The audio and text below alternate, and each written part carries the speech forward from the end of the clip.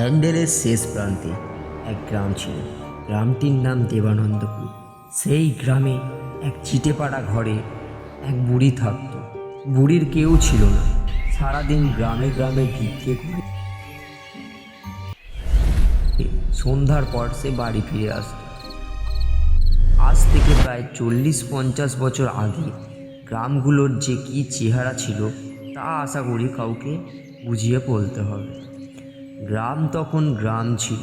গ্রামের বাইরে মাঠ ছিল, বন ছিল, জঙ্গল ছিল, দুর্লভ সেই অরণ্য ছিল। এই ছিল তখনকার প্রকৃতি।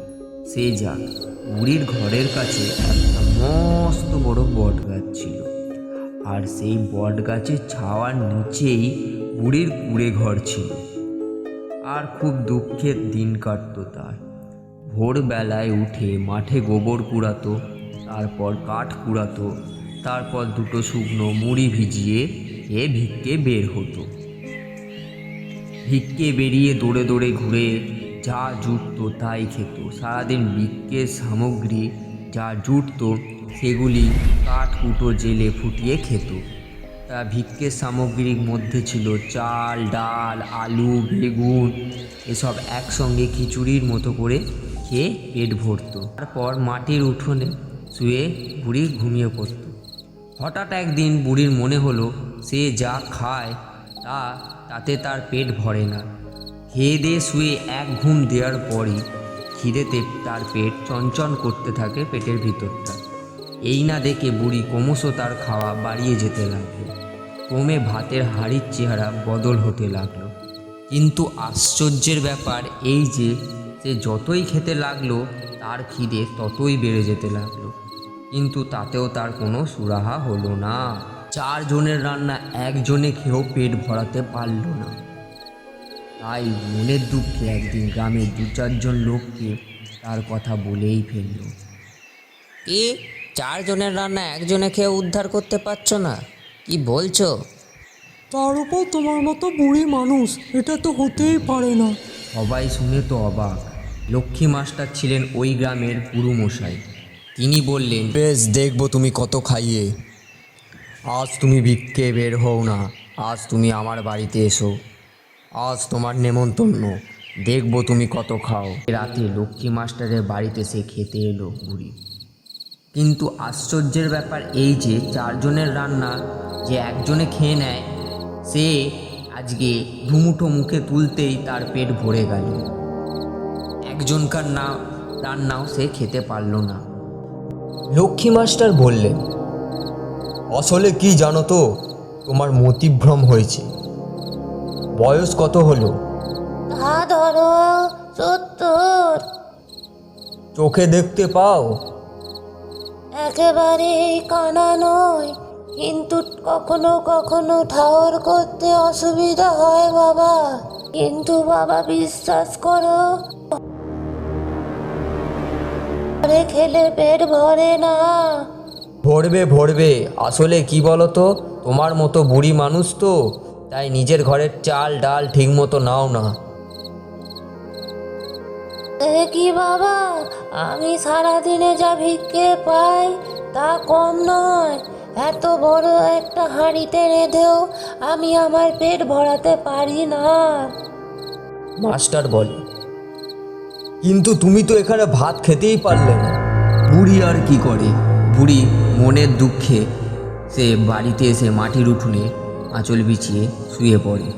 সকালে আবার মাঠে গিয়ে গোবর কুড়ায় দুমুঠো শুকনো মুড়ি চিবিয়ে সে ভিক্ষে বের হলো বুড়ি। সারাদিন ভিক্ষে করে চাল ডাল আলু বেগুন এসব একটা বড় হাঁড়িতে ফুটিয়ে খেতে বসলো। কিন্তু 2-1 মুঠো মুখে তুলতেই তার খাবার ফুরিয়ে গেল। তার পেট আর ভরল না। আর যা ঘটল তা তো ভারী মজার।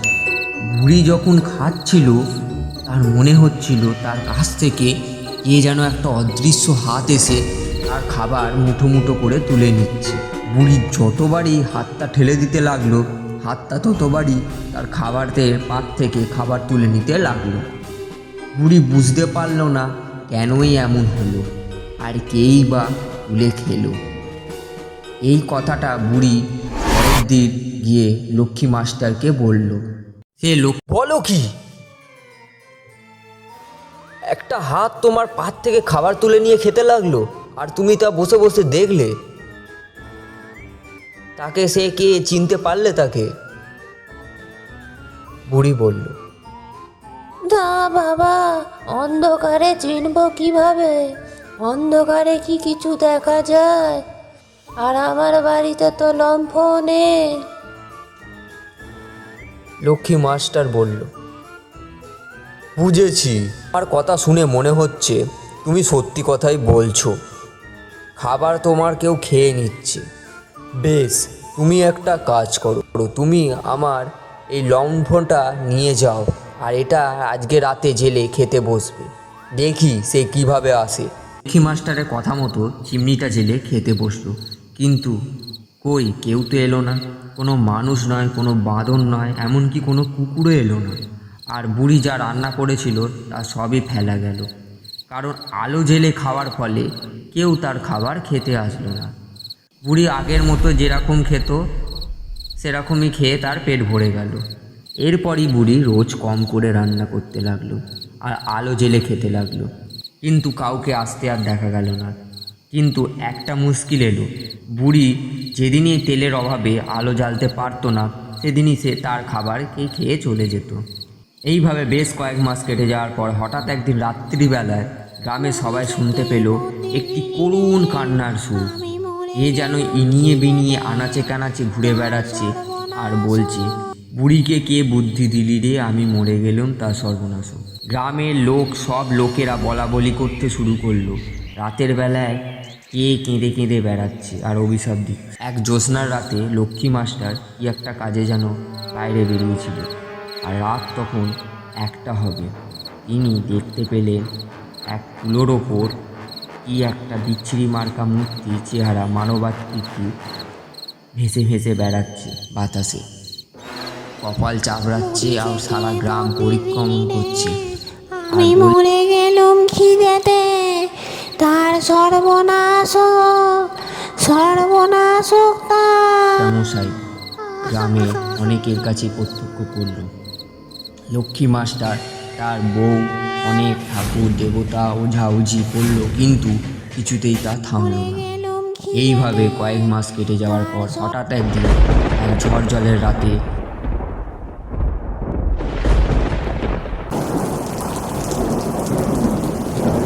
সেই বট গাছের ডাল বুড়ির কুড়ে ঘরের ওপর ভেঙে পড়েছে, আর ঘুমন্ত বুড়ি সেই কুড়ে ঘরে চাপা পড়েই মারা গেল।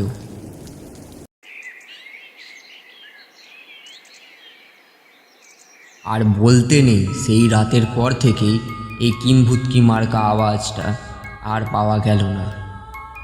তবে ঘটনার পর থেকে দেবানন্দপুরে আজও রাত্রিরে সবাই আলো জেলে খেতে বসে। এমন কিছু আতঙ্ক আছে যা শেষ হয় দুঃখে। Scripting, editing, sound Rajeshwar Banerjee.